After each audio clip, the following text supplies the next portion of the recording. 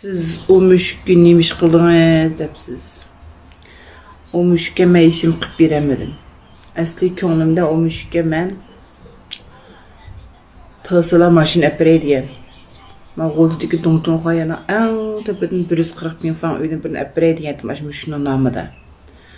Ondan o müşkünü chet elga chiqarib o'qitib oliy bilimli qilay degan. 100 ming pul xarjlab to'yni qilib qo'yay degan. Tug'sa ben bolalarni boqay degan.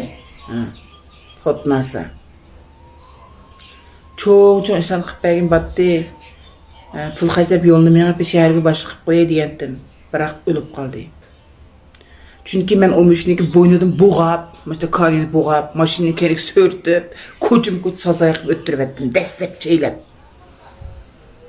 Ağzımda gepim barib qilavergan sen nemish qildingiz müşkka? Men nemish qilaman müşkka, nemish qilatim ko'chilik sargarda müşkka og'riqqa davolatib saqaytay dedim.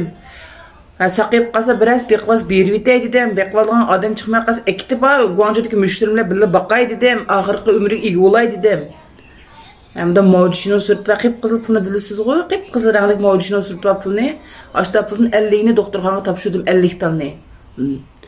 Topshirsam 50 ton pul tutgan vaqtida doktor o'lib qoldi deb qo'limni tutqizib qo'ydi.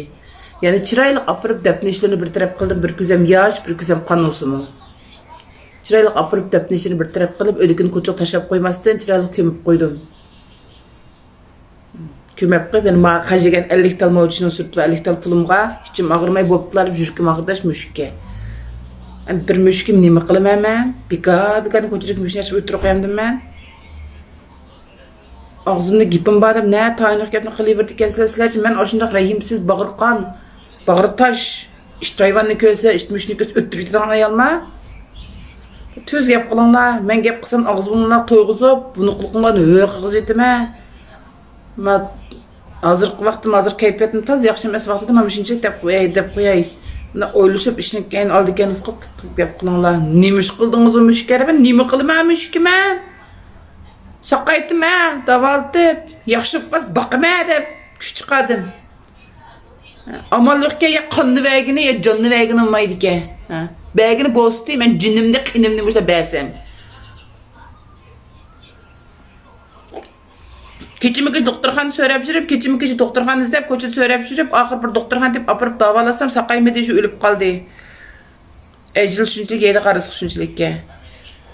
Tayinlik gapni qilmay, mana zvanlarda besib edinglar. Bunda zvanlar besib edinglar haqning oqi deklaratsiyani ko'rmay turib. Qilqinglar